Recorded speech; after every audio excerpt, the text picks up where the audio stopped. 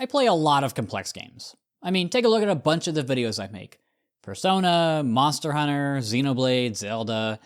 I've never been one to be scared of games with a slew of mechanics and characters and massive worlds and huge narratives. But recently, I find myself enjoying simple games more often. Not out of nostalgia, but out of variety. I'm Ouroboros. Let's talk.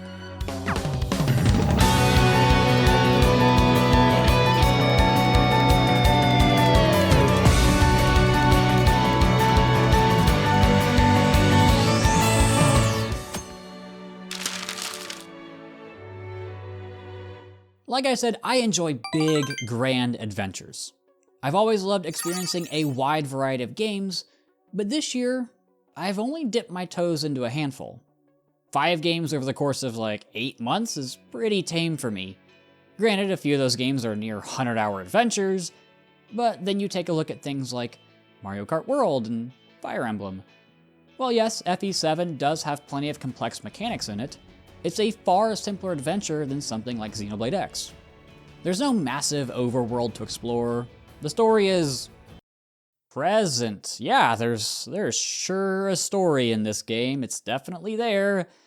And part of that is due to the game itself. It released in 2003 on the Game Boy Advance. It's not like Intelligent Systems was really able to pack a ton of content into this game. Regardless, I've still been enjoying it. It comes down to the simplicity of it. There's dialogue in between each map, but it's never more than 5 to 10 minutes of basic information. Sometimes it's a quick narration telling you that the heroes are stopping at a town to rest for the night, and then you get attacked by bandits. Sometimes it's a quick cut to the villains doing villainy things. There's not really any room for nuance here. It's a straightforward narrative. That variety has been so enjoyable for me. It's not necessarily that the game is going to change my view of gaming, nor will it challenge my worldview like some other titles. However, that's never going to happen every time I pick up a new game. It's like Syndrome said, when everyone's super, no one will be. I can't have groundbreaking experiences every single time because that's what I'll come to expect from everything that I play. And when I expect the world from every game, I will inevitably disappoint myself time and time again. I don't know if that's a healthy mindset to have. On one hand, I feel like I'm able to temper my expectations and not buy into the capitalistic marketing hype train that seems to accompany everything now. On the other hand, I wonder if I'm letting myself accept sloppy products. I don't think that's necessarily the case. I believe that I'm able to view developer intentions pretty well after like 20 years of playing these stupid little games, but I guess we'll never really know. It's that narrative simplicity that makes FE7 surprisingly engaging. There's no bloat, it's just straight into well-refined tactics gameplay, which is really well done, I may add. This is similar to my feelings on Monster Hunter. While Wilds certainly had much more of a focus on the story than previous titles, it was always a gameplay-first series. So FE7 and Monster Hunter Wilds feel like two sides of the same coin to me. While Monster Hunter's melee combat is infinitely more diverse, well-crafted, and complex than FE7's, I still enjoy FE7. And that's not to say that Fire Emblem has mundane combat, far from it, but it's just simpler. I hope this is making sense. I enjoy both of these games for the same reason. Their no-nonsense approach, but where Monster Hunter shines with its complexity, FE shines for its approachability. Even further along the spectrum is Mario Kart World. Ignoring the problems with intermissions in the online for a minute here, there's no story in Mario Kart. I mean, there's never been one. I don't exactly know how you would do one. Maybe Nintendo could do like a Mario Kart Subspace Emissary type of thing one day. Wait, that'd be sick. But there's not really even that much of an intro into the game. You're just kind of thrown into a bunch of menus, no real tutorials, no introductory cutscene, and just, hey, we know why you're here, get to it. At the end of the day, it is just a bunch of kart racing. And yes, World does add a few new mechanics to shake up the formula, but it's also reduced the number of options to give you. You can't choose a kart, glider, and wheel combo anymore, it's just the kart itself. Most people, myself included, aren't going to spend hours grinding out time trials to learn the shortcuts. We're not going to care about the meta, it's just good, simple, rubber bandy racing. And even the open world. You got some basic challenges and some coins to collect, and I do enjoy roaming around the island they gave you to explore. It's a great place to meander and do some P-switch challenges in between races. It's fun to goof off with friends, it's just simple, old-fashioned fun.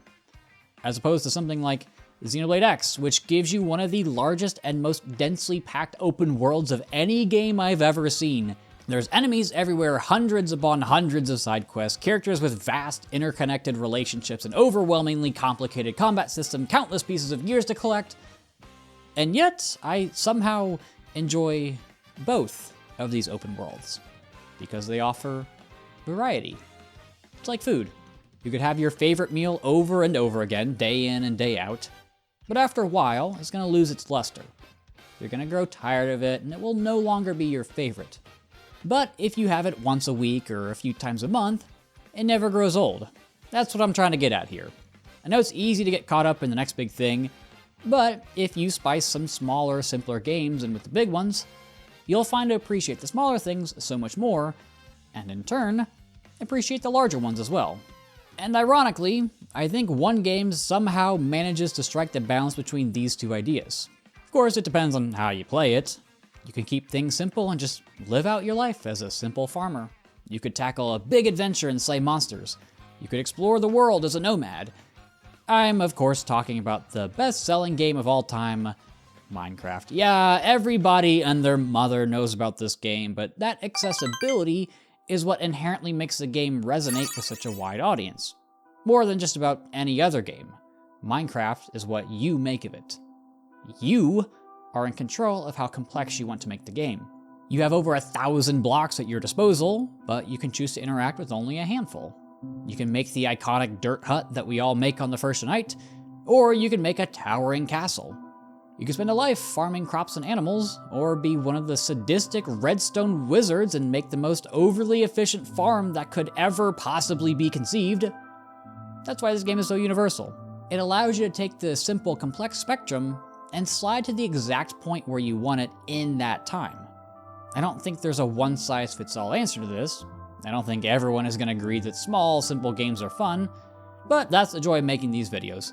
I word vomit on a Google Doc and then throw it out into the void for people to watch. Sometimes people like it, sometimes people really don't like it. But, much like games, I enjoy making a variety of videos. That variety is something that I've learned to appreciate more as I've gotten older. I'll never stop loving those big, sometimes overly complex games, but I've learned to really appreciate the small ones. Thanks for watching.